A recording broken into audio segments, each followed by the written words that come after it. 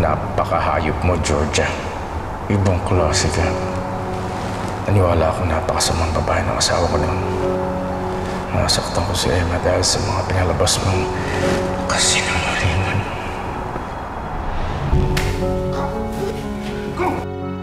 Rob, sandali! Rob, sandali! Boom, ano to? Saan mo dadalhin si Austin? Wala akong pakialam kung magsama kayo ng boyfriend mo, ha? Ako kasama ko ang anak ko. Rob, hindi naman basihan ko ano nangyari na pagiging masama akong ina! Hindi ako babayang ina!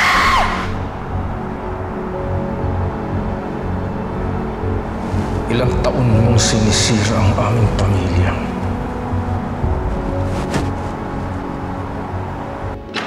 Georgia! Georgia! Ay, sir. Umalis po sila ni Selma. Sa punta. Papuntahin mo sila dito, kailangan ko sila makausap. Sir, Ngayon na! Opo, nahiwang po ni Georgia yung phone niya, sir. Okay lang ba? Kaya parang signal number 3 yung mood niyo eh. Tawagan mo si Selma, sabihin mo sa kanilang dalawa magpunta ngayon. Okay. Ngayon na! Opo, ito na ho.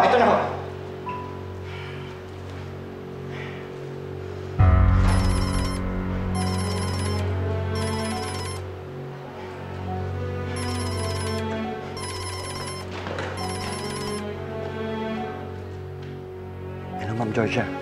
Alam niyo bang dumaan si Rom at Emma dito sa bahay nila Brian? Buti na lang walang alam tong asawa ni Brian. Kundi puputak yun. Sabihin nyo na. Inutos niyo sa amin na ipasunog tong nursery sa ospital. So si Georgia pala ang nagsabi sa inyo para sunugin ang nursery. Magkano ang binayad sa inyo ni Georgia para patayin ang anak ko?